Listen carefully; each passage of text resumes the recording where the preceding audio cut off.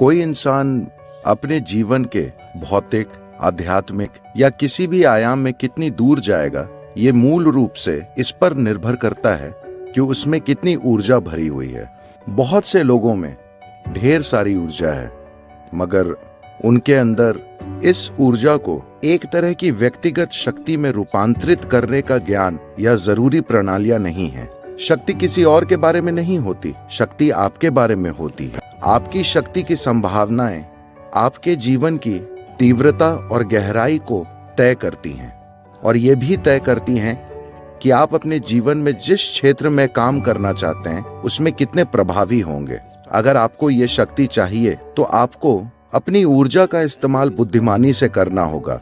ऊर्जा को शक्ति के रूप में इकट्ठा किया जा सकता है, जरूरी ज्ञान और जरूरी साधनों की मदद से, वरना बस अंतहीन विचारों, अंतहीन प्रतिक्रियाओं और चिंताओं से ऊर्जा को नष्ट किया जा सकता है। मैं चाहता हूं कि आप अपने दैनिक जीवन को ध्यान से देखें। एक सरल सी चीज, बस मान लीजिए दिन में आप कितने शब्द बोलते हैं। आप कभी गिनते नहीं? आपको ऐसा करना चाहिए, आपको गिनने चाहिए। कल एक अनुमान लगाइए कि सुबह से रात तक आप कितने शब्द बोलते हैं।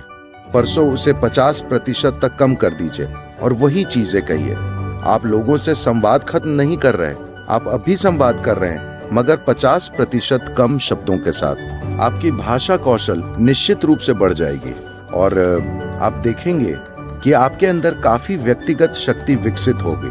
देखिए, इस बात के वैज्ञानिक प्रमाण हैं कि अभी जब आप यहाँ आराम की स्थिति में बैठे हैं, आपकी कम से कम 20% ऊर्जा आपके दिमाग में खर्च हो रही है।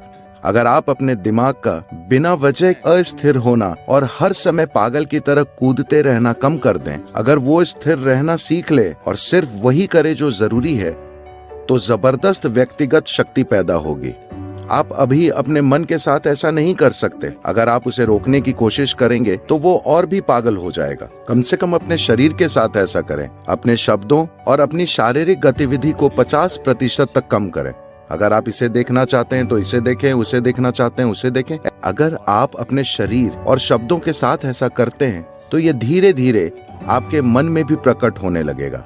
वो अनावश्यक चीजें नहीं करेगा। जब आप गैर जरूरी चीजें नहीं करते तो आपके अंदर जो ऊर्जा है वो धीरे धीरे खुद को संभावनाओं से भरी शक्ति में बदल देती है। तो इसे विकसित करने के लिए जो आसन आप कर रहे हैं, जो सूर्य नमस्कार आप करते हैं, अगर आप कर रहे हैं, या जो भी दूसरी क्रियाएं और बाकी चीजें आप करते हैं, वो मुख्य रूप से इस शक्ति को बढ़ाने के लिए है। इसे अनावश्यक कार्य में नष्ट नहीं करना चाहिए। फिलहाल आप अपने मन में आने वाले विचारों की संख्या को कम नहीं कर सकते, उसे भी किया जा सकता है। अगर आप बस अपने अंदर एक स्पंदन लाएं, एक सरल मंत्र, जब ये पागल हो रहा हो बस कुछ समय तक इसका जाप करें, एक तरह का स्पंदन पैदा करें। आप देखेंगे कि उससे जबरदस्त व्यक्तिगत शक्ति पैदा होगी। अपने अंदर इस शक्ति के बिना आप जीवन के आयामों को पार नहीं कर पाएंगे। जीवन अभी अधिकांश लोगों के लिए चैतन्य बस एक ग्रंथों का वाक्य है। ये उनके जीवन में एक जीवंत अनुभव नहीं है। अगर उसे एक जीवंत अनुभव बनना है, अगर सृष्टिकर्ता जितनी शक्तिशाली चीज को आपके अनुभव में आना है, तो आपके अंदर शक्ति की एक भावना होनी चाहिए। हमें हमेशा ये समझना चाहिए, शक्ति हावी होने के बारे में नहीं होती, शक्ति प्रभावशाली होने के बारे में होती है, समर्थ बनने के बारे में होती है। जब आप में इस शक्ति की संभावनाएं होती हैं, तब आप इस जीवन से सहजता से गुजरते हैं। इससे फर्क नहीं पड़ता कि आपकी सामाजिक स्थिति क्या है, आर्थिक स्थिति, भौतिक स्थिति क्या है। आप एक राजा की तरह चलते हैं, क्योंकि आपके भीतर की शक्ति आपको इस तरह चलाती है।